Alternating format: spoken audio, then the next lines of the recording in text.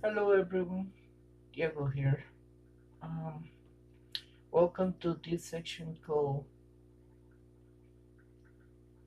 Director's Pick of the Week. Today I wanna talk about um, actor director um, Mel Brooks. He has done great movies um, like the Young Frankenstein, um, Blazing Saddles, Robin Hood Men on Tights, which is one of my favorite ones. Um, and also one of my other favorites would be Spaceballs. He has also participated on his movies. For instance, on Robin Hood Men on Tights, he plays the role of two roles actually. Uh, One of them is he's the uh, priest Tuckman, and what's funny about him is that I like I like what he says to Robin Hood and the people of Sherwood. He can share wisdom, but when it came to his sacred wine, uh, he wasn't sure about it. But he says that there's a lot of things to be blessed, and the little joke there was that he did share his wine and told him, "Hey, you know what? All right, let's just get to the point that we look like fumigated roaches," which is hilarious to me. I mean, if you've seen a roach after being fumigated, it goes like, well, that was the whole joke. They were going to, you know, get wasted and have a good time. Anyway, his second role on Spaceballs was um, the one of President Scrooge, the president of Spaceball City. Actually, the president of the space of Spaceballs. He had more scenes of it, and it's funny. I like the whole Star Trek joke they threw in there. I love the fact that when he was teleported up into the next room, he was put on backwards. I just found that part really hilarious. Or my other favorite part was um, trying to get away from the ship before it blew up. I mean, that part was so hilarious because he's like, "Yeah, guys, I give, it's a lovely ship. I'll give it to you." And he tries to escape on a pod because there was one left, but without knowing there was a bird on it already. Oh yeah, the joke was they did have they did have a circus on the ship, so they're trying to make out. Everybody was running for their lives, escaping on the pods, and and the last escape pod was the one where the bird went into.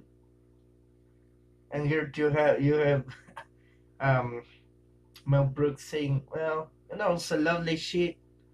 There's three of us, and since I'm the president, I get the privilege to live." Well, Happens that he tries to strap on to the belt buckle, but he didn't realize he was sitting on a bird. The bird tries to close him out, and I love this. The bird waves him goodbye. How funny was that?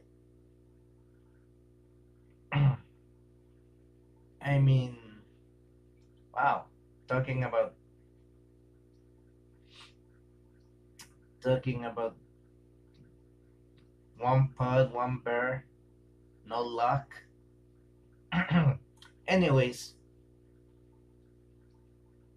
love those two movies. Now, I'm gonna talk a bit of both of them, though I did tell you some about Mel Brooks in them. Robin Hood Men on Tights is of course, the story of Robin Hood.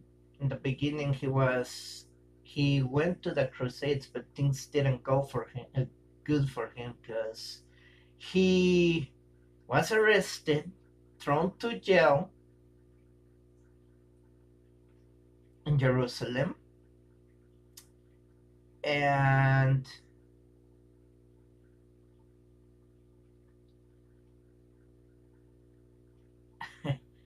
a series of things happened to him in prison.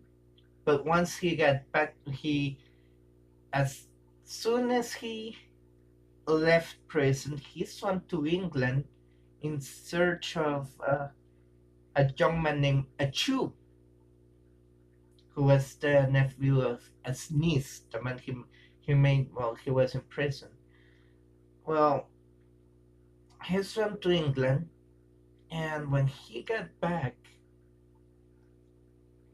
he found out, or he sees his castle being taken away, and finds his young servant Blackman, who is funny because he's blind and he does all crazy things. Blinken. So, uh, Achu and Blinken joins them. In midway to Sherwood Forest, they run into Little John. And you guys know the story. Little John gets afraid because he thinks he's gonna drown. They kind of made it look so pathetic in a way that, I mean, even Achu pointed it out. There was no water. There was a little stream. Well, there was a little puddle where John falls, and he thinks he's drowning. So as far as the story goes, as it advances, I mean, things get more intense and funnier. Like for instance, there's one part where, shoot, he promised he promised Marian that he wasn't going to join the archery because she warned him that he was going to uh, be killed, and and he tells Marian, "No, I'm not gonna go." But next thing you know, he's in there with all the contestants, and uh,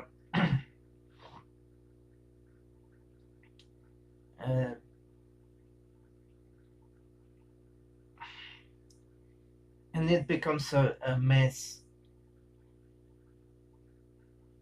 Robin loses set the contest, but he remembered from seeing the script that he gets one more shot. So everybody pulls out their. It's funny seeing both the sheriff, the sheriff, and Prince John pulling their scripts and going over and saying, "Yeah, yeah, he gets one more shot." Oh, because he he promised Miriam that Robin would be free. However, he did not comply with the promise. So Robin dashes to the castle and have this crazy sword fight with the sheriff. Mervyn. I just can't. I just remembered. I just remembered one thing. Uh, when they were going to get have the sheriff marry the Miriam, uh, the priest played by Patton, who also comes out on Spaceballs. Uh, he calls him Mervyn, and everybody starts laughing, and he's like, I didn't know your name was Mervyn. So there's a big joke about that going on every time he tries to say the word, the he calls him Mervyn, or he's about to, and everybody laughs. Anyway, back to the fight. He Robin dashes to the castle, has a sword fight with the Mervyn. God, oh man. Sorry, folks. It's just hilarious. I was just remembering. Anyway, they engage in a sword fight, and then for some odd reason, they do a shadow fight, which is hilarious to me. At the end, of course, uh, he defeats Mervyn, the sheriff. Sorry, folks. It's just too much. Uh, it's funny because he just punched him, and when he gets up and tries to get Robin, Robin just puts his sword behind him, and Mervyn stabs himself. The sheriff. Jeez, like, I keep on calling him his by his real name. Anyway, uh, the witch. I forget her name. I think was it Latrine, or I forgot what her name is. She goes in and she asks him, "Hey, are you alright?" And he goes, "Look, I'm dying. How am I gonna be alright? I'm dying." And she goes like, "Well, you don't have to," because she had a pill that could actually cancel that. Actually, he would live if he took this pill. But the sad part is that he didn't want to be with her. So he agreed to be with her so he would get the pill and he wouldn't die. But then he kind of regret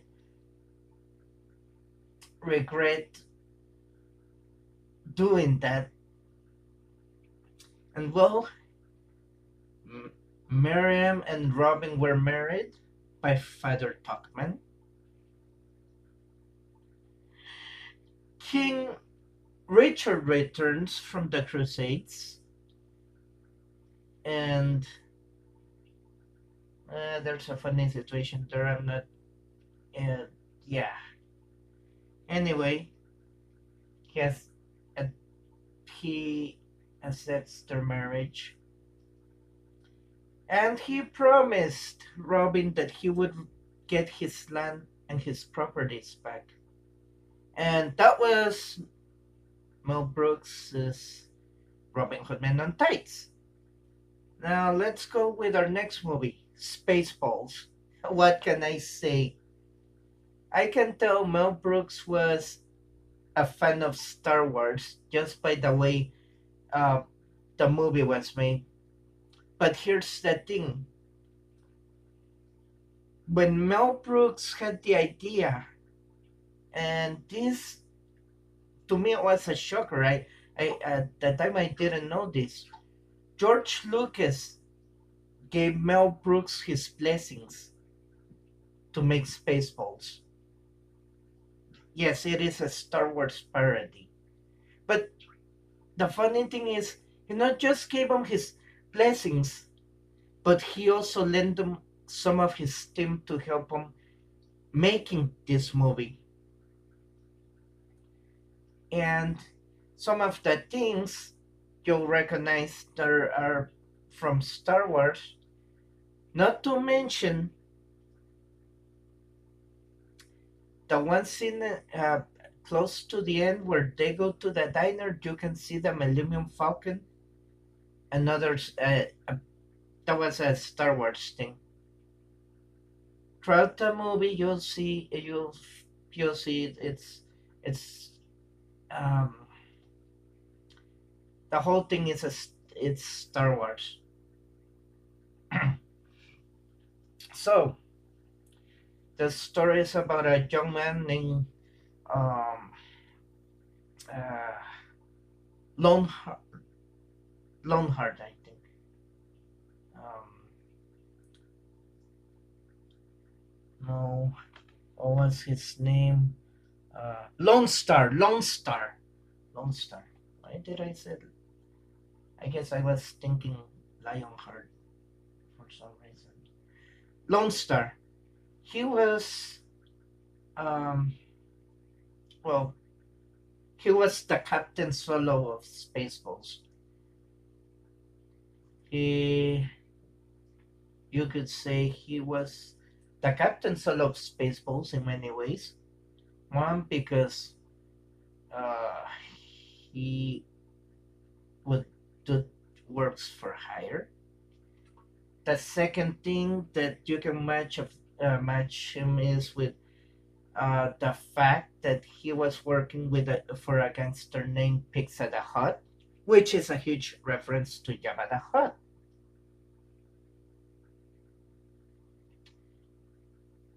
So, yeah, Pizza the Hut was uh, uh, basically Jabba the Hutt of Spaceballs. So he goes around space with his on his mobile home, mobile flying trailer, um, along with his companion Barf, played by John Candy. Um, yes, Barf is Spaceballs uh, Chewbacca. And they were sent to rescue the Princess Vespa, played by Daphne Zuniga. Um, yeah, you'll see the line Princess Leia, Vespa. Yeah. Anyway, a lot of things happen. The Spaceballs thought that Vespa was going to be trapped because she was getting married and she runs away from the wedding. Uh,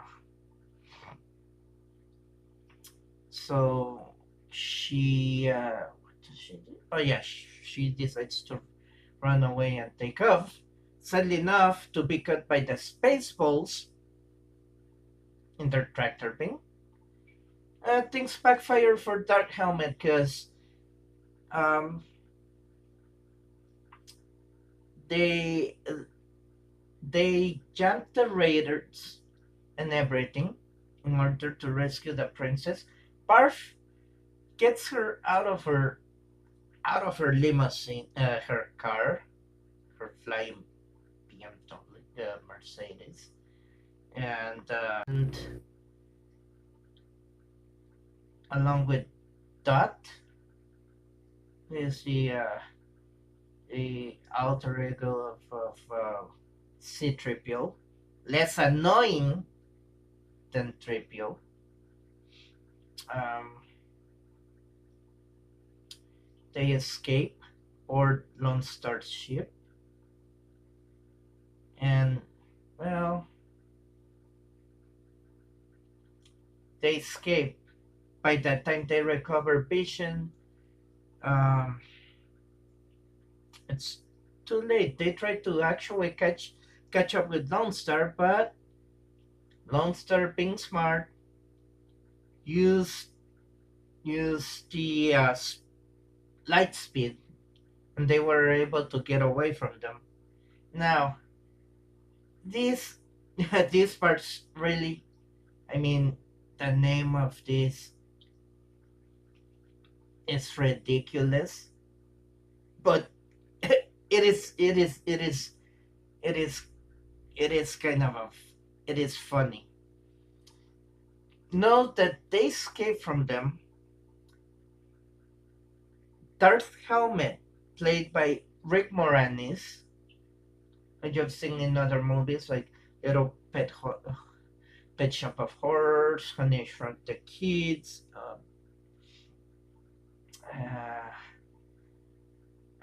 Ghostbusters. Well, he comes up with an idea to get him, but he wasn't smart at it. They knew that they jumped to light speed, and he thought light speed was slow. So his idea was to jump onto what's called um, uh, what is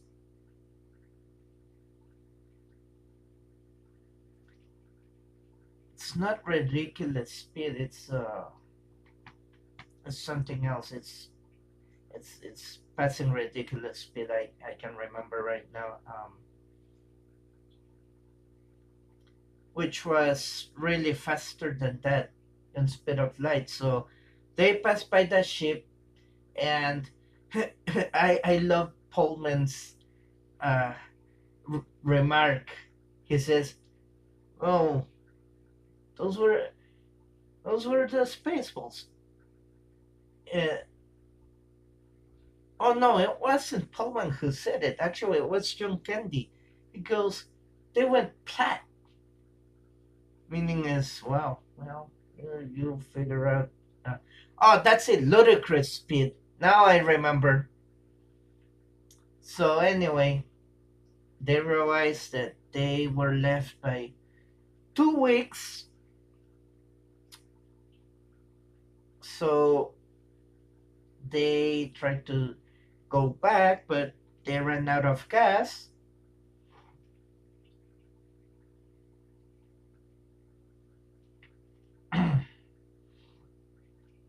uh,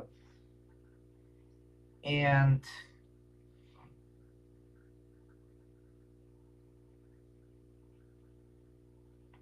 they fall into this one planet. In this planet, they meet Yogurt, played by none other than Mel Brooks. He's training. He tells Lone Star that he's holding a power, and Barb's remark is the Force. No, wrong. It does. It is the Force, but their term would be the Shorts. And there's a lot of Star Wars. Well, it is a Star Wars parody, so you'll see a couple jokes thrown in. So they do the training. Um,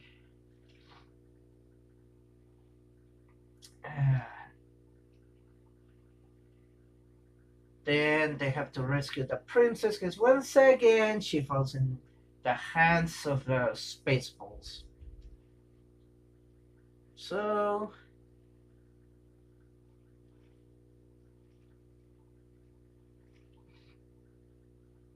uh, they rescue her, and they rescue her.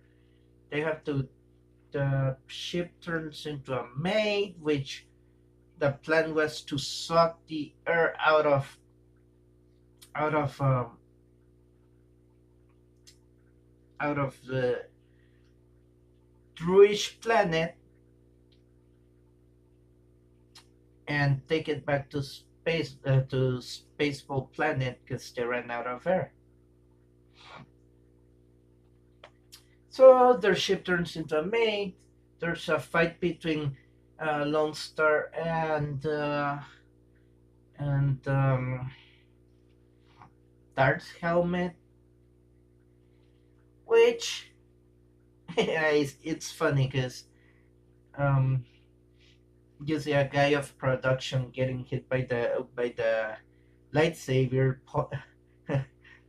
Moranis blames Pullman that it was his fault that he got nailed, and it's like, no, it's not my fault. It's like, what? So they keep on fighting, and the funny part is that their lasers tangled up, and they try to untangle them. Now, I would say at this point, Dark Helmet was smarter than Lone Star. Calls it a good fight, shakes Lone Star's hand, takes the ring, and he laughs and tells him, "Hey, you fell for the oldest trick in the book." So he's gonna return it, throws it away, and he says, "Oh, can't believe you fell for that one too." So Lone Star looks like he couldn't do much, and here's Jogger tells him that he has the power of the Force. Lone Star was wondering how if he lost the ring. Jogger tells him he just got that on a cereal box. That the ring's just a joke. He got it on a cereal box. So finally, they hit the they hit the self-destruct mechanism on the ship. Everybody's running for their lives. All the pods are being sent out. The last one, which I mentioned earlier, was taken by a bear. Scared the daylights out of Mel Brooks. I mean, President Screw, because he thought he was going to get away with it. They have a chance to shut down the self destruction mechanism, but their plan backfired because the machine was out on order. So the final countdown comes. um, the ship blows up, landing. The head of the maid lands on the planet of the apes. Yes, that was another one. There was a parody, also a thing of Planets of the Apes at the end. Anyways, one of them looks at the they look at the space bolts coming out of the nose of the maid, the one guy says, "Oh, space balls! There goes the planet." He he it's like he knew that the space balls would do something to their planet, even though at this point it was useless. So Vespa returns home. She was going to marry Prince Balloon, which was the guy she was supposed to marry in the first place. But so anyway, Lone Star was more generous than Han Solo. He didn't take the money he was promised. Plus, he decided to just live in peace. They went to a diner, and I don't know what to make up of this part um, because of the lizard that comes out of a guy's stomach. Anyway, the lizard puts in a little hat and starts singing "Hello, my baby," and everybody freaks out. The guy coming out of the kitchen drops the box, and the lizard just takes off. So they ask for the check. Why they didn't decide to it was because of the same fact. The guy had the I believe it was the special, and that's what Barf was going to eat. But because of what happened, they decided nah, they shouldn't eat nothing. So as they left the diner,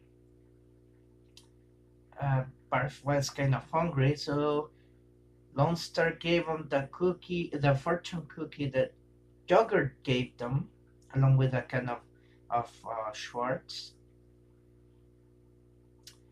Reveals to him that he's a prince.